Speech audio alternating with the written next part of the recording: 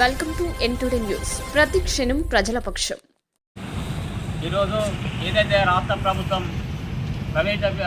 Budget ప్రవేశపెట్టిందో ఆ బడ్జెట్లో బీసీలకు తీవ్ర అన్యాయం జరిగిందని చెప్పి జాతీయ బీసీ హక్కుల పోరాట సమితిగా భావిస్తూ ఉన్నాం.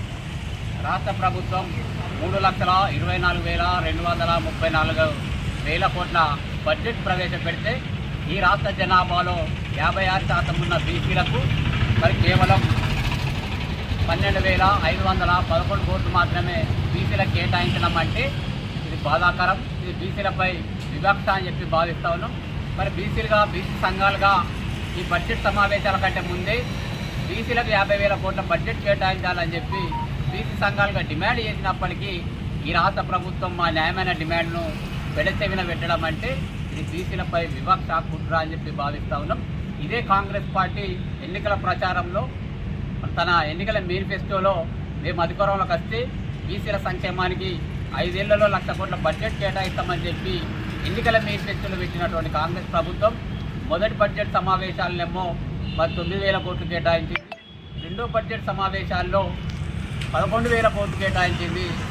ఇప్పుడు ఈరోజు ప్రవేశపెట్టిన బడ్జెట్లో 12,511 కోట్లు మాత్రమే మరి బీసీలకు బడ్జెట్ కేటాయించడం అంటే ఇది 1,00,000 కోట్లకు మరి ఎట్లా రీచ్ అవుతుందని చెప్పి అడుగుతా ఉన్నాం. ప్రతి బడ్జెట్ సమావేశాల్లో బీసీలకు 20,000 కోట్ల చొప్పున బడ్జెట్ ప్రవేశపెడితే 5 ఏళ్లలో 1,00,000 కోట్లు అవుతుంది.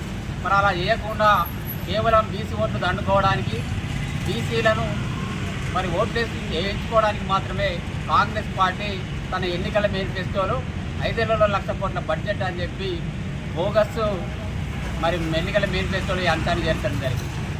ఇది బీసీ సమాజం నమ్మి మరి 1,00,000 కోట్ల బడ్జెట్ కేటాయిస్తారని చెప్పి ఆశతో మరి బీసీ సమాజం కాంగ్రెస్ పార్టీ ఓట్లేసి అధికారంలోకి తీసుకొస్తే ఆ తీరా అధికారంలోకి వచ్చిన తర్వాత బడ్జెట్ కేటాయింపులో మాత్రం కాంగ్రెస్ పార్టీ తీవ్ర అన్యాయం చేస్తూ ఉన్నది.